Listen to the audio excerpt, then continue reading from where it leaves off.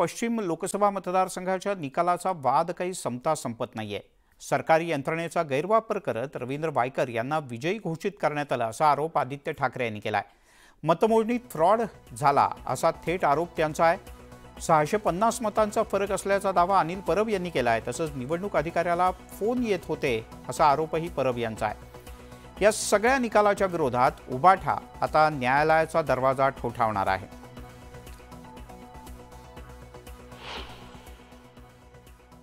ह्या निवडणुकीच्या निकालावर आणि निवडणूक आयोग जी आम्ही आधीपासून म्हणजे ह्याच गोष्टीत नाही तर आमच्यासोबत जो निकाल दिला गेला होता, आमच्या बाबत जो निकाल दिला गेला होता, पक्षाच्या बाबत असेल, चिन्हाच्या बाबत असेल, आम्ही सांगितलं होतं की ईसी म्हणजे इलेक्शन कमिशन नसून एंटायरली कॉम्प्रोमाइज्ड हे असं आहे।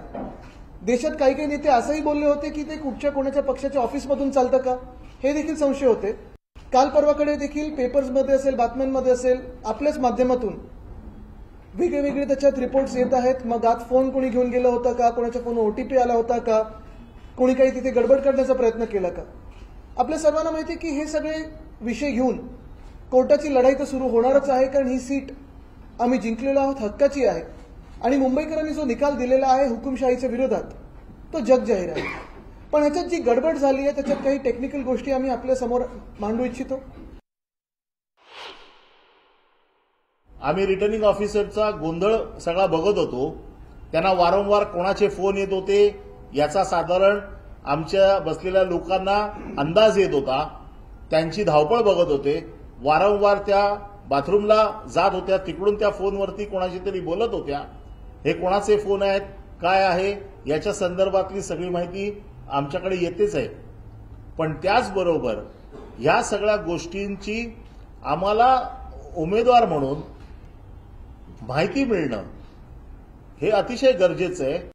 मोबाईल आतमध्ये वायकरांचे नातेवाईक पडलेकर यांनी जो वापरला याच्या बाबतीतली माहिती आमच्याकडे पूर्णपणे आहे।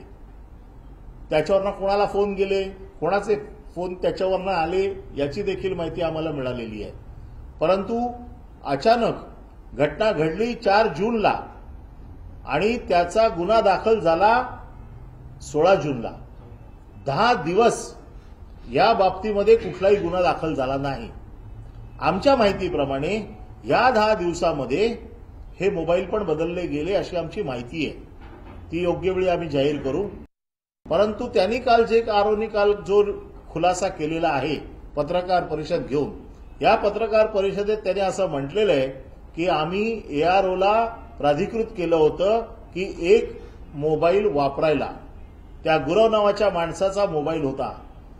कोणाला प्राधिकृत केलं आम्हाला माहित नाही। आम्ही पण असिस्टंट एआरओनं विचारलं, त्यांच्याकडे कुठल्याही प्रकारचं याचं उत्तर नाहीये, कुठल्याही प्रकारची अधिकृत पत्र नाहीये।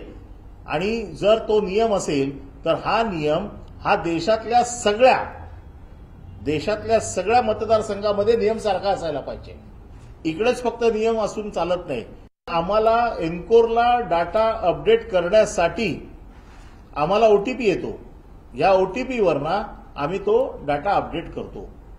हा फोन ज्यावेळेला सुरेंद्र अरोरा आणखीन शहा यांनी ज्यावेळेला ऑब्जेक्शन घेतलं त्याच्यानंतर तो फोन बाहेर काढून पाठवला, त्या फोन पाठवून दिला।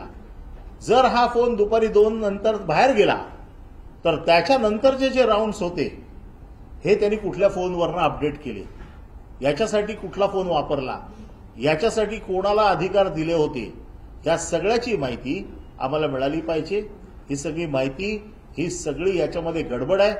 आणि तो फोन जो बाहेर गेला होता, ह्या फोनवरनं बाहेर कोणाकोणाला फोन गेलेले आहेत आणि जो फोन ऍक्च्युअली वापरला गेला त्याची टॉवर लोकेशन देखील आमच्याकडे आहे की तो फोन त्यावेळेला कुठे होता।